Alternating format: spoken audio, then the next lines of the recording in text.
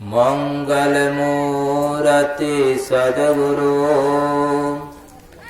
मिलवै सर्वाधार। मंगलमय मंगल करना बिनवा बारंबार।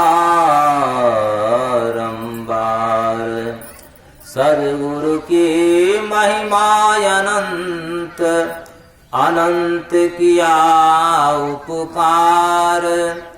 लोचन अनंत उघारिया अनंत दिखावन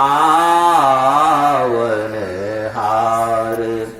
बोलिए प्रेम से श्री सद्गुरु महाराज की जय।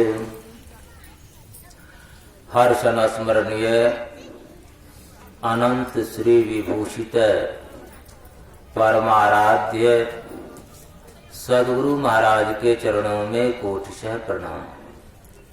मंचस्थ महात्मागण, आदरणीय सत्संग प्रेमी सज्जन वृंद, आदरणीय भक्तिमती माताओं एवं बहनों, हम लोगों को ज्ञात है कि आदरणीय गणेश बाबू अपने नतनी के विवाहोत्सव पर विवाह के उपलक्ष्य में यह सत्संग का आयोजन किए।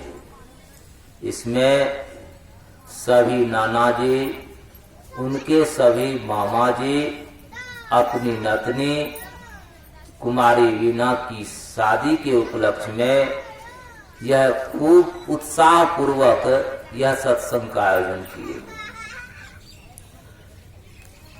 वेद में एक मंत्र आया है, ओम त्र्यंबकं यजामहे सुगंधिं पतिवेदनम् उर्वारुकमिव बन्धनान् मृत्योर्मोक्षीयमामुतः। जैसे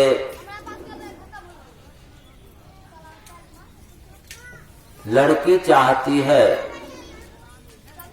कि हम अपने पिता बंधन से, माता के बंधन से छूट करके पति के बंधन में बंध जाए, इसलिए चाहती है कि पिता के घर का जो संबंध है वह थोड़े काल के लिए है और पति का जो संबंध होता है वह अधिक समय के लिए होता है। इसलिए संत कबीर साहब के वचन में आया है, दिन 10 नैहरवा खेलिले निज सासुर जाना हो। दिन 10 नैहरवा खेलिले निज सासुर जाना हो। यह जीव के लिए यह नहरा है और परमात्मा का धाम जो है वह ससुराल है। वहीं से यह जीव इस संसार में आया है। जब परमात्मा की मौज हुई, कंप हुआ, शब्द हुआ और सृष्टि हुई। गोस्वामी तुलसीदास जी महाराज लिखते हैं, जीव जब ते हरिते विदगान्यो तब ते देह गेह निज जान्यो। माया बस स्वरूप विसरायो यही भ्रम ते दारुण दुख पायो। पायो जो दारुण दुसह दुख सुख लेछ सपने नहीं मिलियो। भव सूल शोक अनेक जहि तेहि पंथ तू हठ हठ चलियो। बहु जन्म जरा विपति मति मंद हरि जानियो नहीं। श्री राम बिन विश्राम मूढ़ विचारु लखि पायो कहीं। जीव जब परमात्मा से अलग हो गया तो इस संसार में आ गया। इस संसार में अपना घर द्वार बना करके रहने लगा, इसको अपना समझने लगा। जो अपना था उसको तो भूल गया, जो अपना नहीं था उसको हम अपना समझने लगे। गीता में भगवान कृष्ण कहते हैं, यो ध्रुवानी परित्यज्य अध्रुवानी निसेवते ध्रुवानी तस्य नश्यन्ति अध्रुवम नष्ट मेविहि। अगर हम सत्य को छोड़कर असत्य को ग्रहण करते हैं तो असत्य का तो नाश होगा ही, और सत्य से भी हम दूर हो गए, हमारे लिए सत्य भी जो है वह नाश ही हो गया। एक बार इंद्र मृत्यु भवन को देखने के लिए आया।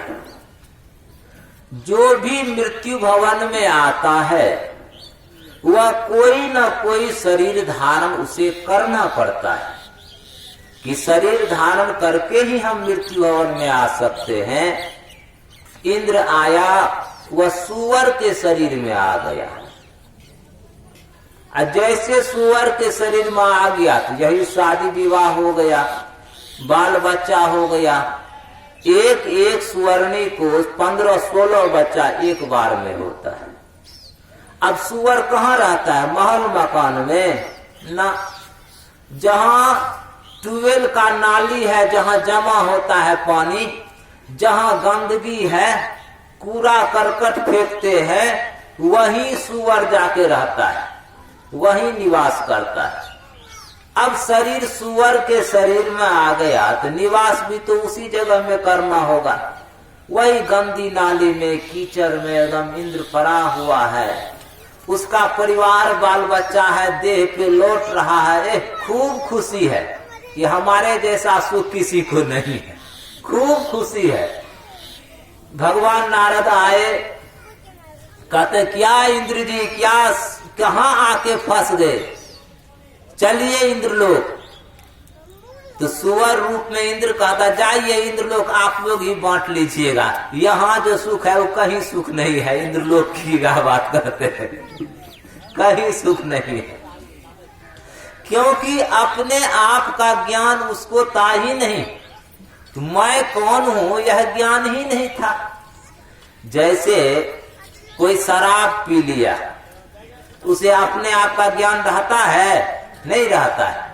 एक राजा साहब जा रहे थे हाथी पे चढ़ के, एक शराबी कहता है, कौन है ये हाथी वाला, को हाथी बेचेगा, हम खरीदेंगे, हम खरीदेंगे हाथी। तो राजा साहब समझ गए कि अभी पिया हुआ है, तो गया उधर से लौट करके आया, कहा यही एक हाथी खरीदने वाला था, हम बेचेंगे हाथी। उसको बुलाया गया, तो कहता है हुजूर हाथी खरीदने वाला चला गया, वो चला गया, यहाँ नहीं है। वही बात है, अपने आप का ज्ञान जब हम भूल जाते हैं तब हम दुख में पड़ जाते हैं, दुख में पड़ जाते हैं। इसलिए अपने आप का ज्ञान कौन कराता है? तो संत सदगुरु कराता है। तुम जो हो, यह संसार तुम्हारा नहीं है, तुम्हारा यह घर नहीं है, तुम्हारा घर तो कहीं और है। आया जहां से सैर करने, ऐ मुसाफिर तू यहाँ था, सैर करके लौट जाना, युग तुझको फिर वहां सैर करना भूल कर निज घर बनाकर टिक गया। याद कर अपने देश को, परदेश में क्यों रुक गया। जीव के लिए यह परदेश है, परदेश है। परदेश में किसी को सुख नहीं होता है। कितना दूर चला गया, विदेश चला गया कमाने के लिए, छोटा सा झोपड़ी अगर है अपने देश में तो लौट करके वह अपने देश ही आता है, उसी झोपड़ी में आता है, वहीं उसको सुख मिलता है, क्योंकि यह अपना घर है। भाड़ा का घर कितना भी अच्छा हो तो भाड़ा का ही तो घर है। जब आदेश होगा मकान मालिक का तो खाली करना पड़ेगा, कि खाली करना पड़ेगा। गीतानंद भिक्षु गीतानंद जी हुए, जो गीता कुटी हरिद्वार में है, बहुत बड़ी संस्था है। वे कहते हैं, रे मन मुसाफिर निकलना पड़ेगा, काया कुटी खाली करना पड़ेगा, आएगी नोटिस तो जमानत न होगी, पल्ले गर कुछ अमानत न होगी, फिर जन्म अरु मरना पड़ेगा, रे मन मुसाफिर निकलना पड़ेगा, रे मन मुसाफिर निकलना पड़ेगा, काया कुटी खाली करना पड़ेगा, रे मन मुसाफिर। देखिए, जैसे आप किसी घर में, सेठ साहूकार के घर में दासी रहती है, दासी उसके बाल बच्चे का खूब पालन पोषण करती है, अपना बच्चा समझती है, अपना घर समझती है, लेकिन उसका दिल जानता है कि यहाँ कुछ भी नहीं। एक बार मालिक का आदेश होगा तो यहाँ छोड़ के सब कुछ जाना पड़ेगा, उसका दिल जानता है। इसलिए यही घर है, आपका ही घर क्यों नहीं हो, जब मालिक का बुलावा आएगा तो अपना ही घर है, लेकिन छोड़ के जाना पड़ेगा। इसलिए जैसे संसार का पति का घर जो है अपना अस्थाई घर है, ऐसे ही परमात्मा रूपी पति जो सबका पति है, सबका मालिक है, वह अस्थाई घर है। सखिया वह घर सबसे न्यारा, जह पूरन पुरुष हमारा, जह नहीं सुख दुख साच झूठ नहीं, पाप न पुण्य पसारा, सखिया वह घर सबसे न्यारा, जह पूरन पुरुष हमारा। जैसे परदेश में अपना बाल बच्चा रहता है तो हम लोग कहते, रे बाबू तू अपन कमाए तू अपने पास रख, तोहर कमाए से हमरा कोनो मतलब नहीं छे, एक बेर तू आवे, बहुत दिन भए गेलै देखलियो ने, आँख हमर तरस रहल छे, कौन ठिकाना से शरीर के, या बेटा हे तू अपन कमाए तू अपने पास रखिए। एक तो माता जी हवाई जहाज के भाड़ो दे के कहे, भाड़ो देबो हमी, या ने बंगलोर में छे तो की भए गेलै, या हवाई जहाज या हमी भाड़ा देबो, अबे कते दिन भए गेलै, बेटा पुतोह के कहे छे, पोता कहे छे आवे ले, किया कहे छिए? पिता के एकमात्र इच्छा छे कि पुत्र हमर नजदीक में रहे।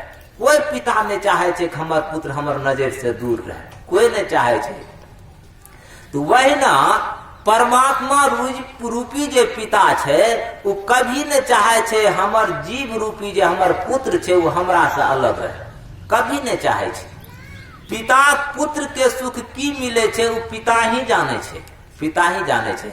एक बात देखिए, पिता क्या करता है, अपने पुत्र का हाथ पकड़ करके मेला जाता है घुमाने के लिए।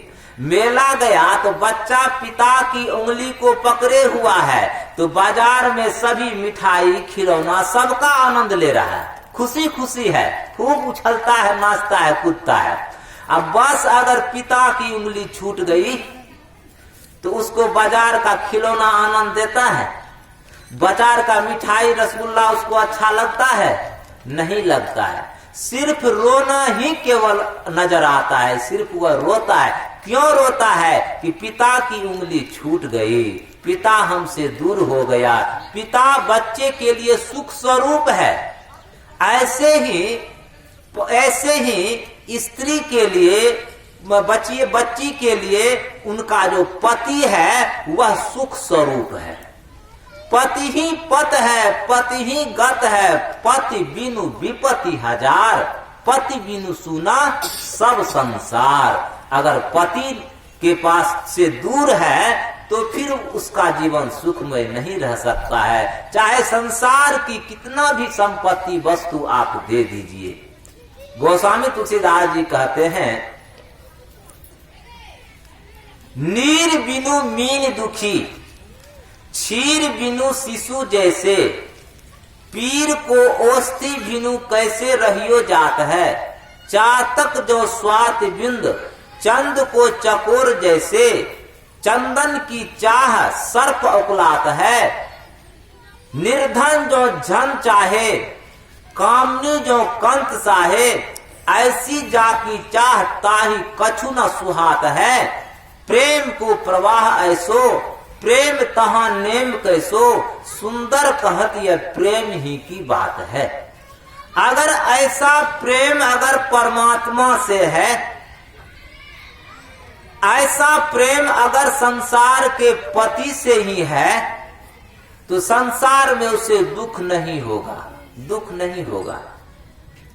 इसलिए देखिए, अगर नहरा में अगर खूब सुखी है नहरा और सासुर में कुछ अभाव भी है, जो समझदार लड़की है वह नहरा में नहीं रहेगी, वह सासुर में रहेगी। सास नहरा कब तक है? जब तक माँ बाप है, तब तक ही नहरा का विशेष सुख मिलता है? इसके बाद नहीं मिलेगा वह सुख।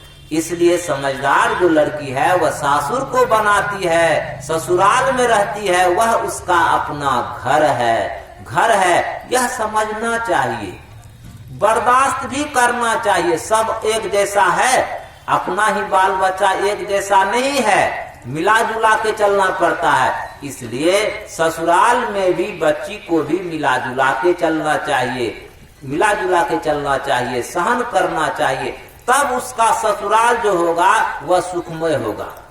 माता पिता के समान ही सास ससुर को मानना चाहिए, है, परमात्मा के समान ही अपने पति परमेश्वर को मानना चाहिए, सेवा करना चाहिए, सबको खुश करके रखना चाहिए, तब उसका यहाँ भी सुखमय होगा, ससुराल में भी सुखमय उसका जीवन होगा। उसकी कीर्ति से प्रतिष्ठा बढ़ेगा नहरा के, फलाना के बेटी छे, फलाना बाबू के पोता छे, फलाना बाबू के पोती छे, प्रतिष्ठा बढ़ते न। चाहे सुनैना भी उपदेश दे से आपन बचिया के सीता के, सास ससुर गुरु सेवा करहूं, पति रुख लखी आयसु अनसरहूं। तो जनक जी की पुत्री थी सीता, सीता, और सीता जनक जी के पास में एक धनुष था शिव जी का, जिसको 10,000 कई हाथी के द्वारा खींच करके पूजा गृह में रखा गया था, कई हाथी के द्वारा खींच करके। अब वह उठा नहीं सकता था कोई, और सीता जो थी वह गोसाई घर की, पूजा घर की लिपाई पोताई करती थी। लिपाई पोताई करती थी, तो लिपाई पोताई करते समय धनुष का जो नीचे का भाग था वहां कचरा जमा हो गया था। स्वाभाविक बात है ना, तो नीचे तो निपा नहीं जाता था, स्वाभाविक वहां कचरा जमा हो गया था। एक दिन सीता क्या करती है, बाएं हाथ से धनुष को उठाती है और दाएं हाथ से वहां नीचे की निपाई कर देती है। तो जब जनक जी आए पूजा गृह में पूजा करने के लिए, तो देखते हैं धनुष के नीचे भी निपाई किया हुआ है, जबकि धनुष को कई हाथियों के द्वारा खींच करके पूजा गृह में रखा गया था। तो जनक जी भी साधारण पुरुष नहीं थे, तपस्वी थे। तो वे समझ गए कि शक्ति का अवतार हो गया है, शक्ति का अवतार हो गया है, अब जिनकी शक्ति है उनको देना है, उनको देना है। देखिए, जन्म का समय भी निश्चित है, और आप किसके घर में किनका जन्म होगा यह भी निश्चित है परमात्मा के द्वारा, और किनके साथ में किनकी शादी होगी यह भी निश्चित है। विधि का ऐसा विधान है कि निश्चित है। एक बार लक्ष्मीनाथ गोस्वामी जी महाराज अपने भक्त मंडली के साथ में बैठे हुए थे, उनकी नजर पड़ गई, दीवार पे एक गिरगिटनी थी, उन पर नजर पड़ गई। तो लक्ष्मीनाथ गोस्वामी जी महाराज कहते हैं कि देखो दीवार पे गिरगिटनी है ना, इसकी शादी होगी बनारस के गिरगिट से। अब लक्ष्मीनाथ गोस्वामी जी घर है सहरसा जिला बनगांव महिषी में पड़ता है, वही जन्म स्थान है, वही उनका घर भी है, मंदिर भी है। तो अब कहाँ बनारस कहाँ सहरसा है, कैसे शादी होगा? और उसमें भी गिरगिट का अगर आदमी हो तो कहीं संबंध सोर्स से हो भी जाए। दिल्ली में भी शादी होता है, बम्बई में भी शादी होता है, सोर्स लगा रहता है, परमात्मा का विधान है तो हो जाता। अब गिरगिटनी की शादी कैसे होगी? कुछ देर के बाद बातचीत चल रहा था, धर्म का साथ कथा चल रही थी, उसी बीच में एक सेंट बेचने वाला आया। सेंट बेचने वाला जैसे पोटली खोलता है सेंट की, तैसे गिरगिट निकला चला गया वहां गिरगिटनी के पास में। तो सब देखा तो कोई पूछता है थे तोहर कता घर भलन? तो हमार घर बनारस भेले हमारे घर। यही बात है, विधि का विधान है, जहां जिनका लिखा हुआ है वहीं जाएगा। यह बात है, यह परमात्मा का सृष्टि किया हुआ है, समझ गए ना। इसलिए यह जो हम लोगों के पास में जो बाल गोपाल है, यह परमात्मा भेजे हैं, सब अपने भाग से आया है, किसी के भाग को हम नहीं बना सकते हैं। वो अपने भाग कर्म से आया है यहाँ, और अपने भाग कर्म से वहां जाएगा, जहां इनका दाना पानी लिखा होगा वहां चला जाएगा। ऐसे ही राजा जनक जी प्रतिज्ञा कर लेते हैं, जो धनुष को उठा लेगा उसी के साथ में सीता की शादी करेंगे। तो धनुष को उठा लेगा तो सम्मान बल हो जाएगा, उनके साथ में सीता की शादी करेंगे। अब स्वयंवर का व्यवस्था किया गया, तो स्वयंवर का जब व्यवस्था किया गया तो जनक जी के यहाँ निमंत्रण नहीं भेजा, दशरथ जी के राज में निमंत्रण नहीं भेजा गया था। क्यों नहीं भेजा गया था निमंत्रण? इसलिए नहीं भेजा गया था, एक बार क्या हुआ, महाराज जनक जी और उनका भाई था कुशकेतु, वो दोनों शौक से शिकार कर, राजा लोग शौक से शिकार करता, शिकार करने के लिए निकला एक सुअर पर निशाना किया। सुअर तो भागते भागते छिप गया, और वान जो छोड़ा वान गाय को लग गई। और गाय जो है वो महाराज दशरथ जी के सीमा में जा करके शरीर छोड़ दिया। अब दूसरे राज के सीमा में शरीर छोड़ दिया था, अब उसका राजा से ना आदेश लेना होगा। अपने राज में छोड़ता तो कोई बात नहीं, अब नेपाल में अगर कोई बात हो जाता है तो नेपाल सरकार के कानून के अनुसार जो विधान होगा उसके अनुसार वह समस्या का समाधान होगा। भारत सरकार का कोई बस नहीं चलेगा वहाँ, भारत सरकार का कोई बस नहीं। अपराधी नेपाल चला जाता है तो यहाँ का पुलिस वहाँ पकड़ने में बड़ी परेशानी। अब नेपाल सरकार से आदेश लेना होगा, नेपाल सरकार की पुलिस प्रशासन साथ में रहेगी, तब अपराधी को पकड़ के नेपाल सरकार के कोर्ट में हाजिर किया जाएगा। तब नेपाल सरकार का जज कोर्ट अगर सौंप दिया भारत सरकार को, तब वह जज पे कुछ कर सकता है वारंट, नहीं तो आदेश नहीं है कि भारत का पुलिस नेपाल के सीमा में चला जाए, नहीं जा सकता है। ऐसे ही गाय जो है वह महाराज दशरथ जी के राज में समाप्त हो गया। अब बड़ा मुश्किल, इधर राजा जनक जी दुखी हैं कि गौ हत्या हो गया, हमसे बहुत बड़ा पाप हो गया। अब वहां से दूत को भेजा तो महाराज दशरथ जी अपने गुरु वशिष्ठ के साथ में पूजा करने के लिए जा रहा था। तब तक में दूत जाकर हाथ जोड़ के खड़ा हो गया। तो बाहर का जो कोई आदमी आता है तो पहचान में आ जाता है कि ये बाहर का कोई है, स्वाभाविक पहचान में आ जाता है। तो हाथ क्या बात है? तो महाराज, हमारे महाराज जो जनक जी हैं वे रो रहे हैं। क्यों? क्योंकि आपके राज्य में वे आ गए हैं, हमारे राज्य में आ गए तो हमारे मेहमान हुए, अतिथि हुए, हम उनका स्वागत करें। क्या दुख हो गया जो वे रो रहे हैं? क्या हो गया? महाराज दशरथ जी को बड़ा दुख हुआ, हमारे राज्य में कोई दुखी रहे, ऐसा हो नहीं सकता। क्या दुख हो गया? कि महाराज भूल से एक सुअर पर निशाना कर रहे थे जनक जी, और भूल से एक गाय को वान लग गई। वह आपके राज्य में उनकी मृत्यु हो गई। गौ हत्या हो गई, गाय की हत्या हमारे राज्य में। अब इतना दुखी हुए महाराज दशरथ जी, और फूल की जो फूलडाली जो थी, पूजा की सामग्री हाथ में, पूजा की सामग्री हाथ से गिर गया, अनर्थ हो गया। हमारे राज्य में गौ की हत्या, अनर्थ हो गया। बड़े अचंभित हो गए। फिर हाथ जोड़ करके कहते हैं दूत, महाराज कोई उपाय कीजिए। महाराज जनक जी रो रहे हैं, कोई उपाय कीजिए। तो उधर से झाड़ू देने वाला मेहतर झाड़ू दे रहा था, उनको बुलाया। तो बुलाया तो उधर से आया, तो कहता एक बात करो, प्रणाम पाती हुआ, कहता एक बात करो, जाओ अपने राज्य में एक गाय मरी हुई है, जाओ सरयू नदी से जल लेकर के गाय के शरीर पे सिक्त कर देना, गाय जीवित हो जाएगी और तुम आ जाना। तो वह मेहतर गया, मेहतर सरयू नदी से जल लिया।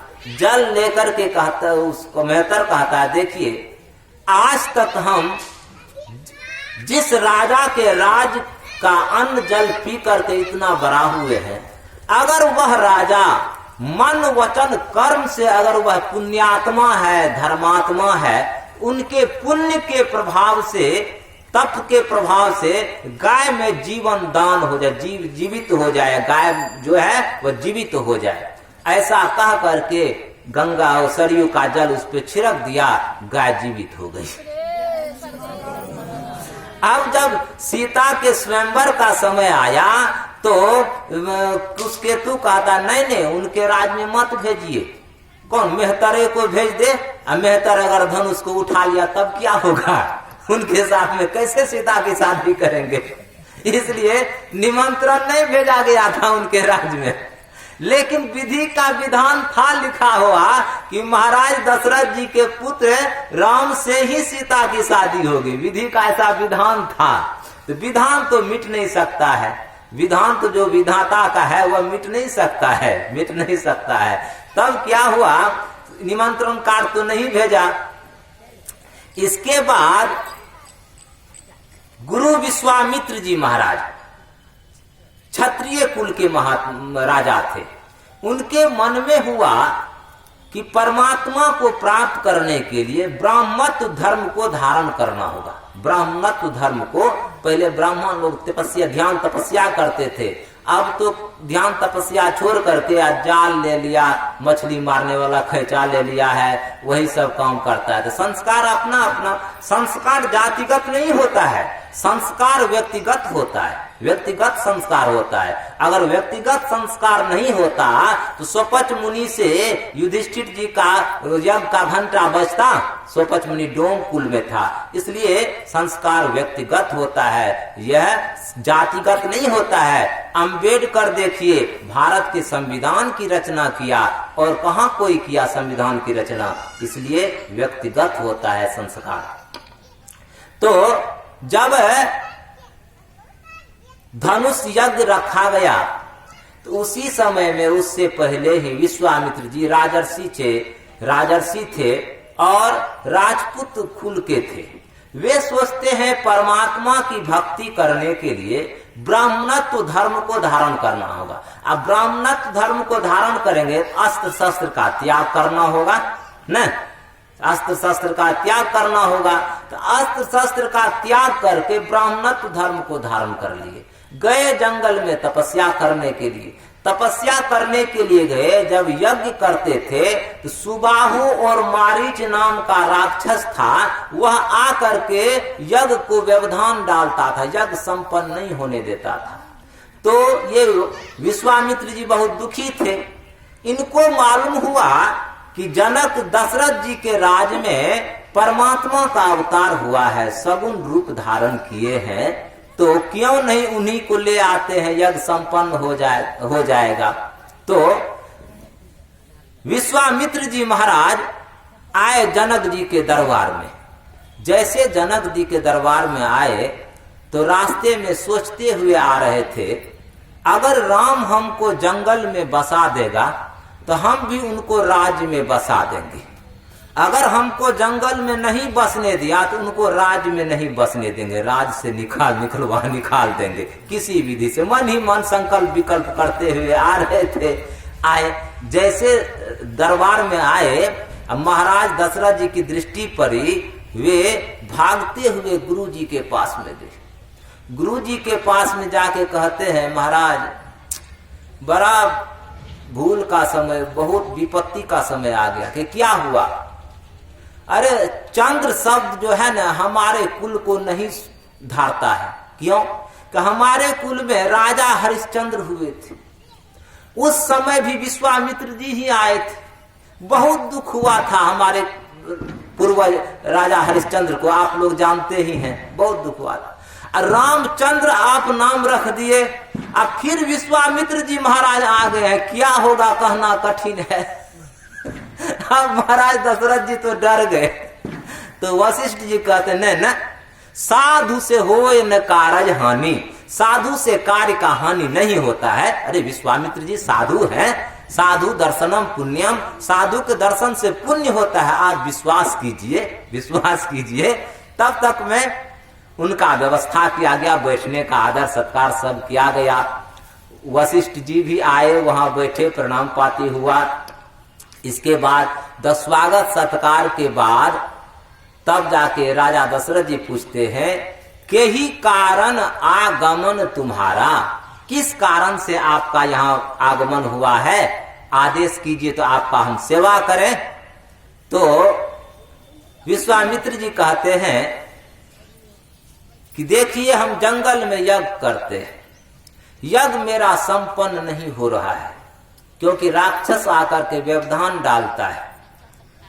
असुर समूह सतावहि मोही, मैं याचन आयहु नृप तोही, अनुज समेत देहु रघुनाथा, निश्चर वध मैं होव सनाथा। आप जो है यज्ञ संपन्न नहीं हो रहा है, आप जो है अनुज के सहित राम को दीजिए, निश्चर का वध होगा, मेरा यज्ञ संपन्न होगा। मैं अपने आप को आपका कृतज्ञ समझूंगा कि आपने हमारे ऊपर बहुत उपकार किया है। अब राम को मांगने की बात जैसे बारी आई, वाह, महाराज दशरथ जी का तो प्राण निकल गया। कैसे देंगे? अब गुरु वशिष्ठ जी सोचते हैं अगर हम कुछ नहीं बोलते हैं तो तुरंत विश्वामित्र जी कहेंगे आखिर है तो वशिष्ठ जी का न शिष्य है, वो काहे हमारी बात को रखेगा, तो हमको भी बदनामी हमको भी आएगा। फिर वशिष्ठ जी कहते हैं दशरथ जी दे दीजिए राम। तो गुरु का आदेश हुआ, तो राम और लक्ष्मण को साथ दे दिए, साथ जाने दिए। गए, यज्ञ संपन्न हुआ। तब विश्वामित्र जी को निमंत्रण कार्ड आया था, वहां जनक जी का निमंत्रण कार्ड आया था। तो विश्वामित्र जी सोचते हैं अगर हम सीधे कहते हैं जनक जी के यहाँ धनुष यज्ञ है, चलो वहां, तो हो सकता है राम कहे कि पिताजी हमको तो ऋषि के कार्य संपन्न करने के लिए भेजे हैं ना, और वहां तो पारिवारिक बात है, राजर्षि की बात है, विवाह शादी की बात है, वहां हमको जाना उचित नहीं होता है क्योंकि ऋषि के कार्य को संपन्न करने के लिए भेजे हैं। तो बड़ा हिसाब से विश्वामित्र जी कहते हैं, विश्वामित्र जी क्या कहते हैं कि राम तुम तो यज्ञ संपन्न करने के लिए ही नहीं तो आए हो, यज्ञ संपन्न करने के लिए। अरे महर्षि का यज्ञ संपन्न हो गया, एक राजर्षि का यज्ञ होने वाला, हमको निमंत्रण कार्ड आया है, चलो। अरे शिष्य बन के तो गुरु जी के साथ में कहीं भी जा सकते हैं, निमंत्रण की कोई जरूरत है, उसको निमंत्रण की जरूरत नहीं है, चलो साथ में। तो साथ में चले, साथ में जैसे चले तो वहां जाकर जैसे जाते हैं, महाराज जनक जी के ज्यों ही दृष्टि पड़ती है तो अब वे अचंभित हो जाते हैं, ऐसा बालक है। तुरंत विश्वामित्र जी से कहते हैं, कहूं तात सुंदर दो बालक, आ मुनि कुल तिलक की ऋषि कुल पालक। यह मुनि कुल का है कि ऋषि कुल का है? तो विश्वामित्र जी हंसने लगे। वे कहते हैं यह नृप कुल का बालक है और ऋषि कुल का पालक है। तो एक ही साथ कोई बालक पालक भी हो और बालक भी, बालक तो पालक कैसे, अब पालक है तो बालक कैसे, पालक तो पालन तो बालक से हो नहीं सकता है। तो कथाकार कहते हैं कि एक जगह सत्संग चल रहा था, उसमें गोस्वामी तुलसीदास जी महाराज भी थे और सूरदास जी महाराज भी थे। समय तो बहुत हो गया, लेकिन आप उगताइएगा नहीं, हम तुरंत समाप्त कर देंगे। उगताइएगा नहीं। हाँ, तो अभी नहीं भेज समय। वे नृप कुल का बालक है और ऋषि कुल का पालक है। तो बालक पालक कैसे है? तो एक समय में गोस्वामी तुलसीदास जी का और संत सूरदास जी का सत्संग चल रहा था। तो सत्संग में एक तो पागल हाथी आ गया। तो पागल हाथी आ गया तो सब भागने लगा, और सब भागने लगा तो सूरदास भी भागा, मंच छोड़ करके भागा। तो भागा तो जब शांत हो गया, पागल हाथी चला गया, तब जाकर के सूरदास जी भी मंच पे आया, बैठा। तो गोस्वामी तुलसीदास जी महाराज कहते हैं, इस श्रोता अगर भाग गया तो कोई बात नहीं, अब वक्ता भाग जाए तो अच्छा हुआ, ये शोभा हुआ मंच का, आप मंच छोड़ करके भाग गए। तो सूरदास जी महाराज कहते हैं, देखिए आपका जो इष्ट देव है वह धनुर्धर है, राम है, तो आप धनुष से आपकी रक्षा कर देगा। मेरा जो इष्ट है वह मुरलीधर है, बाल गोपाल है, कृष्ण के बारे में बोला, इसलिए उनका ख्याल हमें रखना पड़ता है, इसलिए हम उनकी रक्षा करने के लिए दौड़े, उनकी रक्षा करने के लिए दौड़े। यही है, बालक रूपी साइया खेले सब घट माही।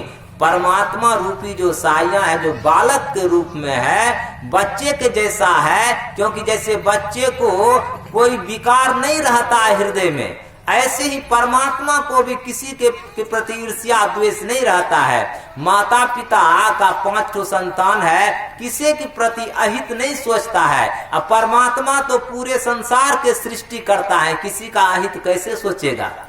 एक पिता के विपुल कुमारा, कोई पृथक गुणशील आचारा। को पंडित को तापस ज्ञाता, को धनवंत सूर को ज्ञाता।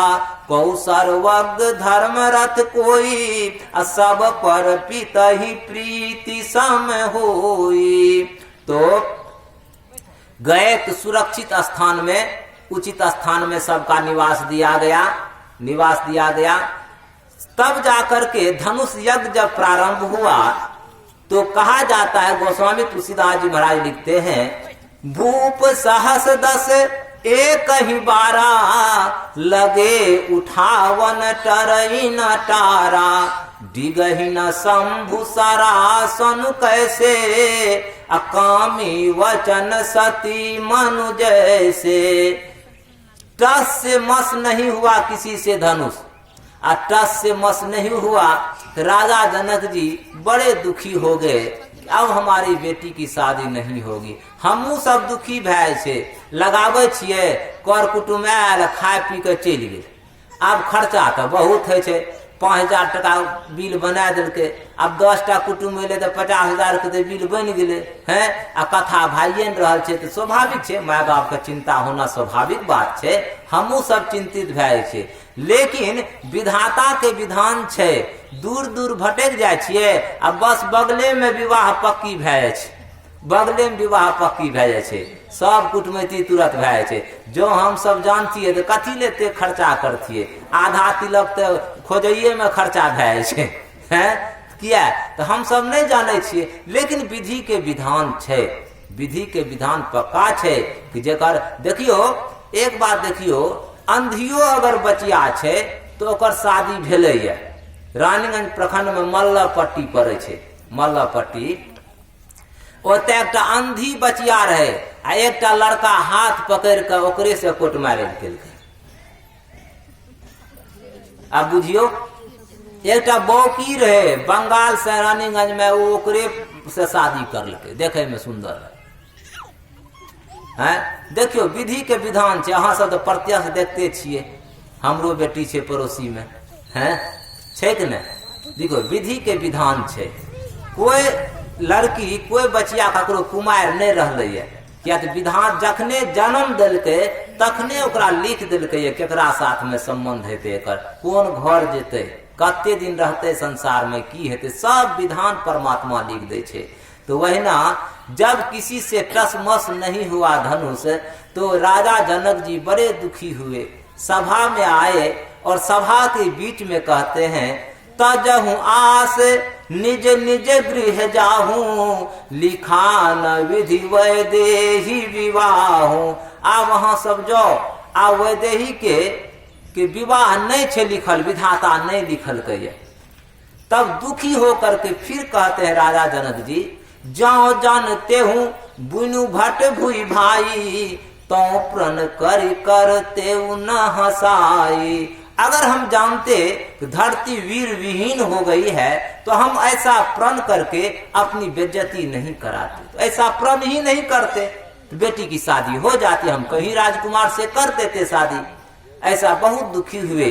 तो लक्ष्मण जी शेषावतार थे, लक्ष्मण जी गुस्से में आ गए कि हमारे रहते सभा में ऐसी बात हमें सुनने को मिले और अपमान हो, हम लोगों का रघुवंश का अपमान हो, यह हम बर्दाश्त नहीं कर सकते। लक्ष्मण जी गुस्से में आ गए और कहते हैं भगवान राम से, गुरु वशिष्ठ से कहते हैं, जो तुम्हारे अनुशासन पावो, कंदुक इब ब्रह्मांड उठावो, सकहु मेरु मूलक इब तोरी, कांचे घट जिमि डारहु फोरी।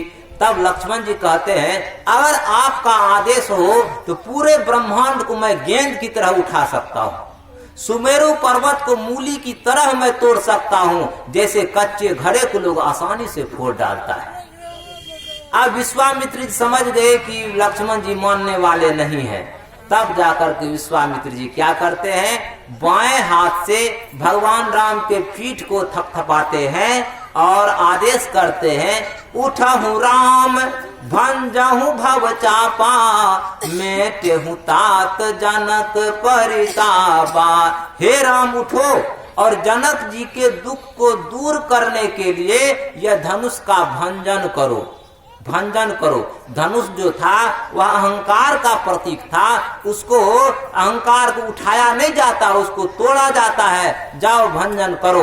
तो बाएं हाथ से पीठ को थपथपाए, दाएं हाथ का आगे इशारा किए, दायां पांव आगे बढ़ाए और भगवान राम चले।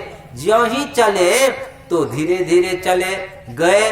कोई जब चले यहाँ से धनुष तोड़ने के लिए तो असुर लोग जो राजा का वेश धारण करके आया था, छल वेश धारण करके आया था, डरे असुर छल छोन पिबेसा, अतिन प्रभु प्रगट काल सम देखा, जनक जाति अब लो कहीं कैसे, सजन सगे प्रिय लागहि जैसे, योगिन परम तत्वमय भाषा, शांत शुद्ध समवेद प्रकाशा। जैसे छल से जो राजा का रूप धारण किया था राक्षस लोग, वह तो भगवान राम को काल के समान देखता है कि काले है ये हमको जीने नहीं देगा, मार देगा। और जनक के जो जितने संबंधी थे वे भगवान राम को कुटुंब के समान देखते हैं कि हमारा ही अपना ही सगे संबंधी है। योगी लोग तत्व रूप में देखते हैं ये तो ब्रह्म का अवतार है, इस रूप में योगी लोग देखते हैं। भगवान राम गए, कोई देखा भी नहीं, धनुष टुकड़ा टुकड़ा हो गया, धनुष टुकड़ा टुकड़ा हो गया। इसके बाद धनुष जब टुकड़ा हुआ तो यह आवाज परशुराम जी के कान में चला गया। परशुराम जी आया, जैसे परशुराम जी देखता है कि धनुष टूट गया है और ये भारी सभा है, भीड़ है लगी हुई, तो दशरथ जी तुरंत जनक जी आए, उनका स्वागत किए। तो जनक जी ये भीड़ किस बात का है, किस बात का है? कहता ऐसे ऐसे धनुष यज्ञ था और जानकी की विवाह के लिए धनुष यज्ञ रखा गया था, उसी में ये लोग राजा लोग आए हुए हैं। तो तब देखते हैं धनुष टूटा हुआ, उसको गौर से देखते हैं तो कहते हैं धनुष को किसने तोड़ा, किसने तोड़ा धनुष को? तो भगवान राम थे। वहीं भगवान राम कहते हैं धनुष तो कोई आपका दास ही न चोरा होगा, कोई आपका दास ही तोड़ा होगा। तो विश्वामित्र जी कहते हैं, परशुराम जी कहते हैं वह दास नहीं मेरा दुश्मन होगा जो हमारे गुरु का अपमान किया, वह दास नहीं होगा, वह मेरा दुश्मन होगा। जब राम से ऐसे बात चलने लगा तो लक्ष्मण जी सोचते हैं कि जब धनुष इतना महान है तो तोड़ने वाला कितना महान होगा। यह तो परशुराम जी को सोचना चाहिए, धनुष इतना महान है तो तोड़ने वाला कितना महान होगा। लेकिन परशुराम जी समझ नहीं रहे हैं। तब लक्ष्मण जी कहते हैं देखिए, जो जिस भाषा का विशेषज्ञ रहता है ना उसी से बात करने में पड़ता है। आप इस भाषा का विशेषज्ञ नहीं है, हम है विशेषज्ञ, थोड़ा हमको बात करने दीजिए। तो भगवान राम पीछे हट गए, लक्ष्मण जी आगे आए। तो लक्ष्मण जी कहते हैं बहुधनु ही तोरी लड़काई अकबहु न असर से किन्ने गुसाई। हम तो बचपन में बहुत धनुष तोड़े, ऐसा कोई इतना गुस्सा नहीं किया। इस धनुष पर आपको कैसा ममता है जो इतना गुस्सा आप कर रहे हैं। तो परशुराम जी और गुस्से में आ गए, फरसा ऊपर नीचे कर रहे हैं। बालक वध करने योग्य है, वध करने योग्य। अरे धनुष नहीं तोड़ा होगा, कम था तोड़ा होगा। कौवा उड़ाने वाला, मकई गेहूं में जो कौवा उड़ाते हैं, कौवा उड़ाने वाला धनुष तोड़ा गया, ये धनुष नहीं तोड़ा होगा। बहुत गुस्से में आ गए। तो लक्ष्मण जी, आपके माथे पर तिलक और शरीर पे जनेऊ है, अगर आप फरसा से हमारे सिर को अगर धड़ से अलग भी कर देंगे तो हम आपको कुछ नहीं करेंगे, क्योंकि हम क्षत्रिय हैं, आप ब्राह्मण हैं। क्षत्रिय ब्राह्मण का सम्मान करता है, इसलिए हम आपको कुछ नहीं करेंगे। लेकिन अगर आप देखना चाहते हैं कि सुमित्रा के दूध में कितनी शक्ति है तो आप माथे पर से तिलक और शरीर पर से जनेऊ हटा करके देखिए, तब देखिए सुमित्रा के दूध में कितनी शक्ति है। वाह, परशुराम जी तो और भड़क गए और भड़क गए, आग बबूला हो गए। वहां एकदम परिस्थिति एकदम पूरा विषम हो गया। तो भगवान राम सोचते हैं अब अच्छा नहीं होगा, वाद विवाद हो जाए। विवाह का मुहूर्त है, विवाह मंडप के स्थल पर है। जनक जी भी क्या सोचेंगे, सोचे थे क्या हो गया क्या। तो तुरंत भगवान राम लक्ष्मण जी को पीछे करके अपना जो है ये दुपट्टा चादर जो अंगोछा था उसको ऐसे हटाते हैं। ज्यों ही हटाते हैं तो परशुराम जी की दृष्टि पड़ती है, भगवान राम के वक्ष स्थल पर उनकी दृष्टि पड़ती है। तो देखते हैं कि भृगु जी का चरण चिन्ह है। परशुराम जी समझ गए, अरे ब्रह्म का अवतार हो गया, ब्रह्म का अवतार हो गया। उनको संदेह भी होता था। तो क्या किए परशुराम जी, विष्णु धनुष था परशुराम जी के हाथ में, तो विष्णु धनुष दिए भगवान राम के हाथ में। राम रमापति कर धनु लेहूं, खैचहूं चाप मिटे संदेहूं। हे राम, आप इस पे केवल आप चाप चढ़ा दीजिए, डोरी चढ़ा दीजिए तो हमें विश्वास हो जाएगा, मेरा संदेह भी दूर हो जाएगा। जैसे भगवान राम विष्णु धनुष को लिए तो विष्णु के ही तो अवतार थे ना, जैसे विष्णु धनुष लिए अपने आप डोरी चढ़ गया, अपने आप डोरी चढ़ गया। अब परशुराम जी क्या किए, दोनों भाई को प्रणाम करके चले गए जंगल में तपस्या करने के लिए। इधर चले गए, इधर तब क्या करेगा, धनुष राम तोड़ दिए। अब जनकपति वहां दशरथ जी के यहाँ तो निमंत्रण तो भेजना पड़ेगा, नहीं भेजना पड़ेगा। अब तो धनुष तोड़ दिया, तब निमंत्रण भेजा गया। वहां से बाराती सज के आया, बाराती विवाह संस्कार संपन्न हुआ। जब विवाह संस्कार संपन्न हुआ तो आखिर अति में ससुराल में हंसी मजाक भी तो होता है। तो वहाँ जो साली के संबंध में जो भगवान राम का लगते थे, तो साली तो कहती है एक तो लक्ष्मण जी से, धनुष किसने तोड़ा। तो लक्ष्मण जी गर्व से कहते हमारे भाई साहब ने तोड़ा, हमारे भाई साहब ने तोड़ा। तो पूछिए भाई साहब से, पूछिए भाई साहब से। गया भाई साहब से पूछने के लिए, भाई साहब आप ही धनुष तोड़े है ना। तो भगवान राम कहते ना, हम नहीं तोड़े हैं धनुष, हम नहीं तोड़े हैं धनुष। अब लक्ष्मण जी तो शेषावतार थे, कहते और राजा सब अलग से ही शक्ति लगा रहा था, आप कहते धनुष हम नहीं तोड़े हैं, नहीं तोड़े हैं एकदम। वहां से तब भगवान राम कहते हैं छुई तही टूट पिनाक पुराना, या पुराना धनुष था अपने आप छूते टूट गया, टूट गया, अपने आप टूट गया। तब जाके वहां से लक्ष्मण जी निराश होकर के आए तो सखी लोग कहने लगी, साली लोग कहने लगी, आप नहीं जानते धनुष कैसे टूटा। धनुष को जो है सीता ने तोड़ा है, तोड़ी है धनुष, सीता धनुष को तोड़ी है। तो लक्ष्मण जी कहते तब वह जयमाला क्यों पहनाई, सीता जी क्यों जयमाला पहनाई, आप नहीं जानते, हमसे सुनिए। तो उनकी साली लोग कहती हैं, देखिए जब राम जी जा रहे थे, जब राम जी जा रहे थे तो धीरे धीरे जा रहे थे। तो लक्ष्मण जी कहते उनका तो स्वभाव है, मर्यादा पुरुषोत्तम है, तो चलेंगे तो धीरे धीरे न चले, मर्यादित न चलेंगे, मर्यादित चलेंगे। तो नहीं नहीं, आप नहीं समझते हैं, वे धीरे धीरे इसलिए जा रहे थे कि 10,000 राजा से धनुष नहीं टूटा, कहीं हमसे टूटेगा कि नहीं टूट, कोई लौटने के लिए कह दे तो हम लौट जाएंगे, हमारी प्रतिष्ठा बच जाएगी, इसलिए धीरे धीरे राम जी चल रहे थे। तो कोई लौटाया तो नहीं, धनुष के पास में तो पहुंच गया।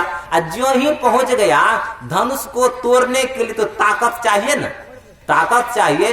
और ताकत पाने के लिए तकने लगे, किधर तकने लगे, तो सीता की ओर तकने लगे। गोस्वामी तुलसीदास जी महाराज लिखते हैं, सियाही बिलो की तकेहु धनु कैसे, जैसे गरुड़ लघु व्याल ही जैसे।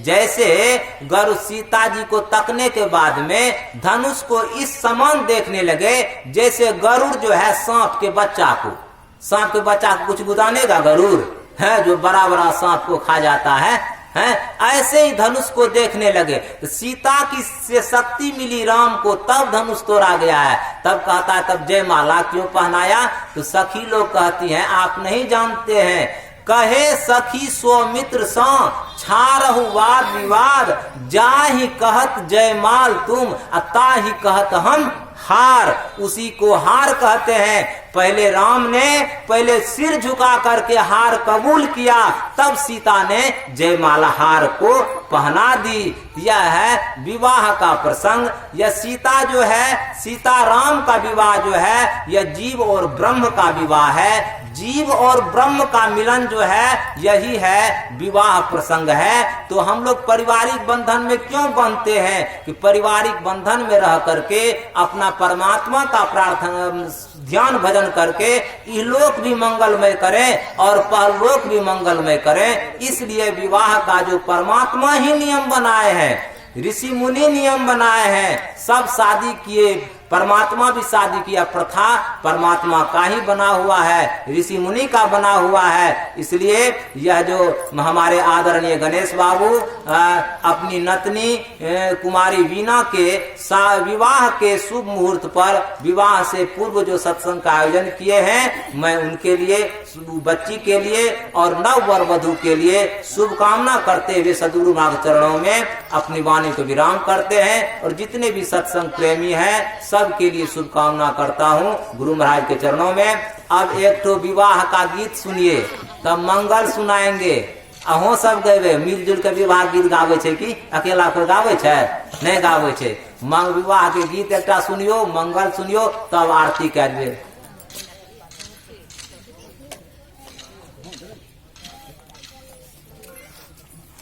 श्री सद्गुरु महाराज की जय।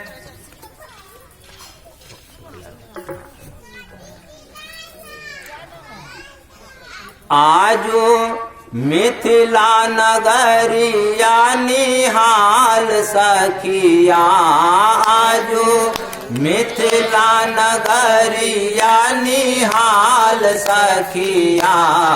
चारु दुल्हा में बड़का कमाल सखिया, चारों दुल्हा में बड़का कमाल सखिया। आजो मिथिला नगरिया निहाल सखिया, आजो मिथिला नगरिया निहाल सखिया।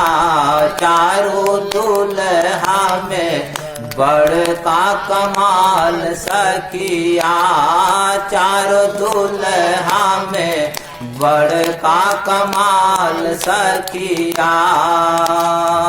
माथे मानी मोरिया कुंडल शोभे कानमा, माथे मानी मोरिया कुंडल शोभे कानमा, कार्य कार्य कजरा रे जुलमी नयन माँ, कार्य कार्य कजरा रे जुलमी नयन माँ, आहे लाल लाल चंदन शोभे भाल सखिया, आहे लाल लाल चंदन शोभे भाल सखिया, चारों दुल्हा में बड़का कमाल सखिया, चारों दुल्हा में बड़का कमाल सखिया, आजो मिथिला नगर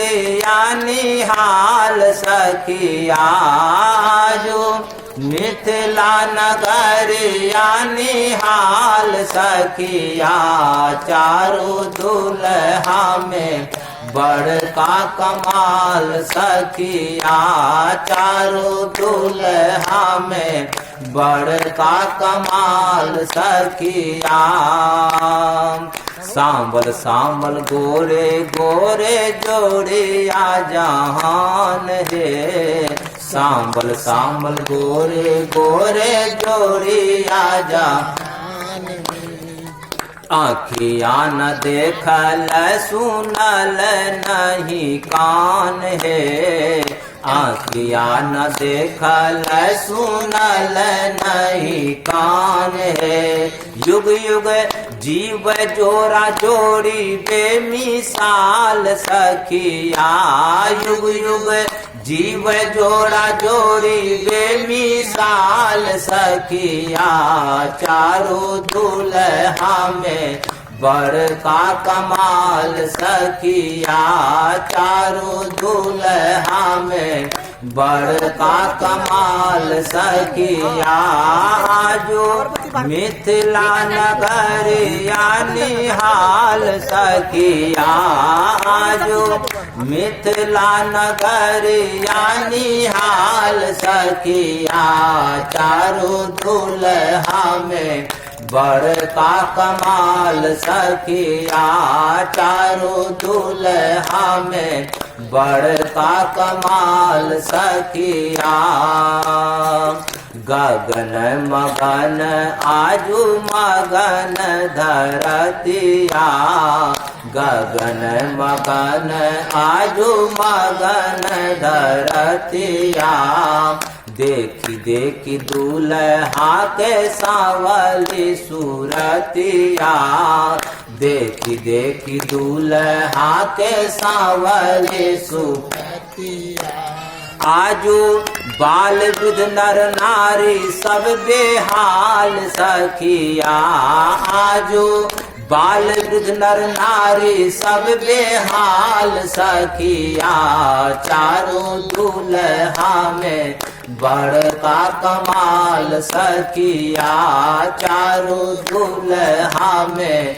बड़का कमाल सखिया, आजो मिथिला नगर यानी हाल सखिया, आजो मिथिला नगर यानी हाल सखिया, चार दुल्हा में बड़का कमाल सखिया, चारों दुल्हा में बड़का कमाल सखिया, जिनका लागी जोगी मुनि जप तप कैलनी, जिनका लागी जोगी मुनि जप तप कैलनी, सोई हमरा मिथिला में मेहमान भेलनी, सोई हमरा मिथिला में मेहमान भेलनी, आजू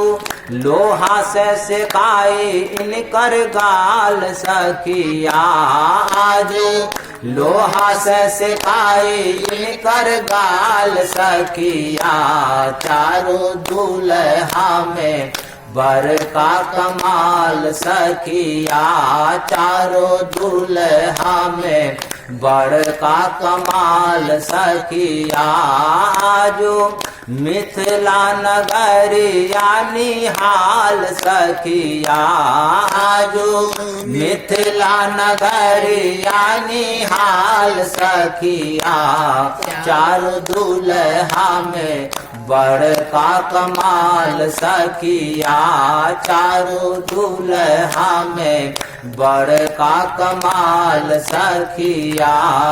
श्री सद्गुरु महाराज की जय। आगे का मंगल सुनियो।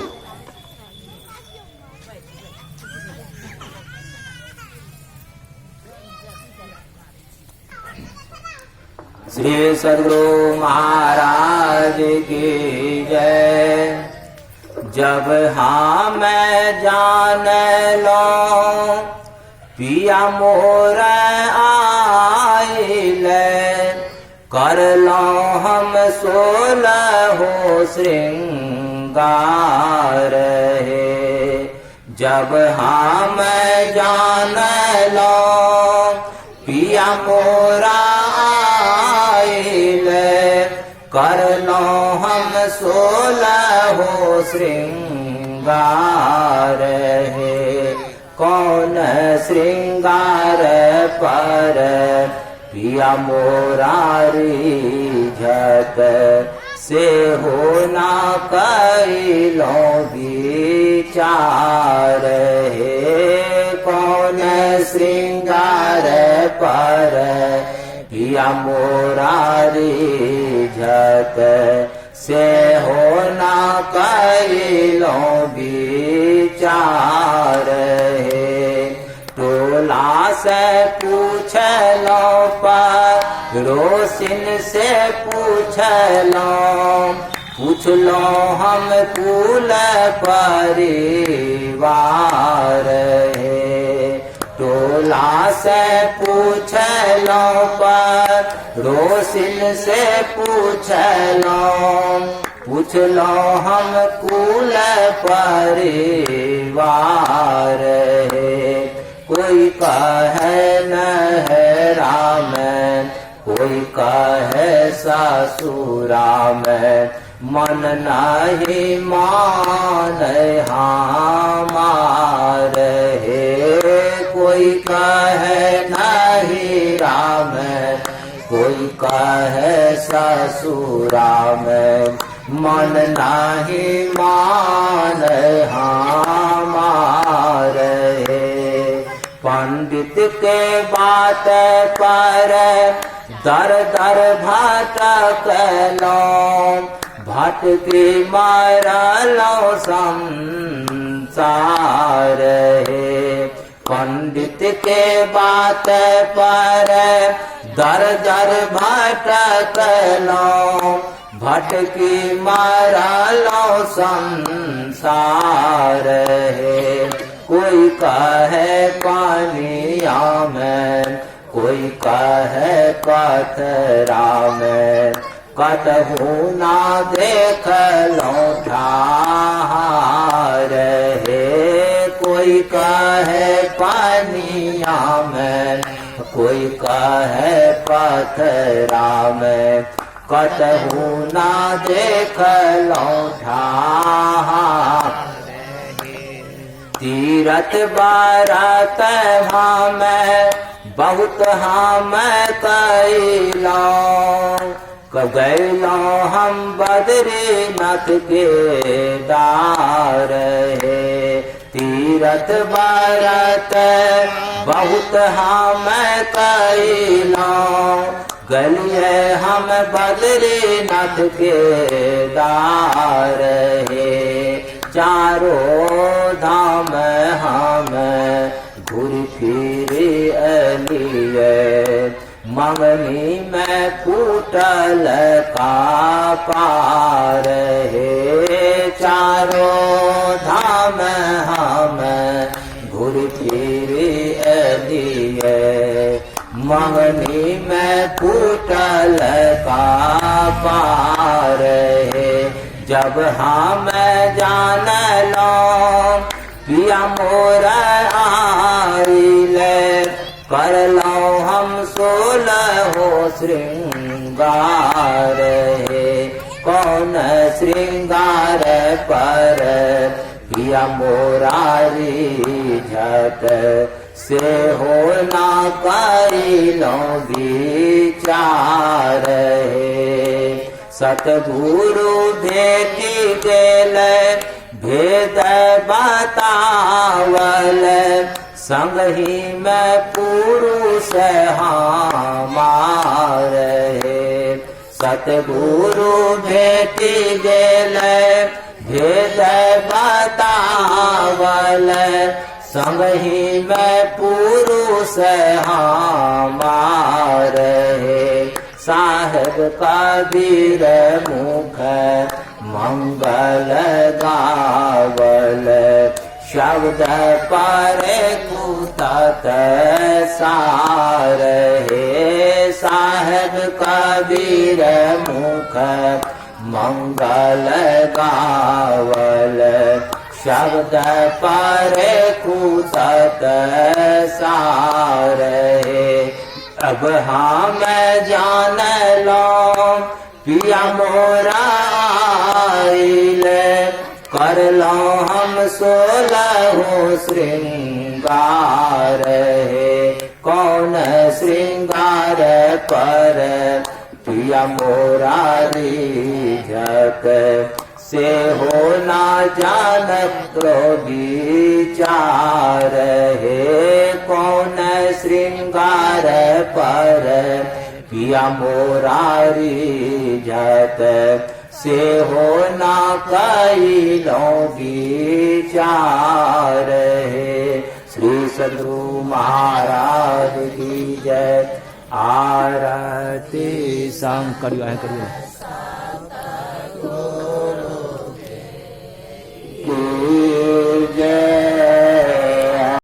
सत्संग सब रोज नहीं मिलता है और सबको नहीं मिलता है, दिखते हैं।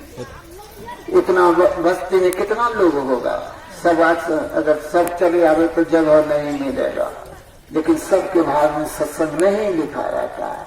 जिनके भाग में सत्संग लिखा रहता है वो लाखों काम छोड़ करके सत्संग स्थल पर आ जाते हैं और सत्संग सुनते हैं। तो हम कह रहे थे, एक गरीब आदमी था, बूढ़ा आदमी था, उनके पास 2 लड़की थी। बेचारा के पास पैसा कम था। आजकल तो जान भी करते हैं कि कहीं भी शादी कीजिएगा तो तिलक मांगता है। तो बेचारा बहुत जगह प्रयास किया, लड़की करीब हो गया था 22-23 वर्ष का, शादी के योग हो गया था। बेचारा बुरा आदमी क्या करे, सत्संगी था, स्तुति प्रार्थना करता था। बहुत जगह से कुटुंब आया, पैसा के चलते नहीं संबंध हो सका।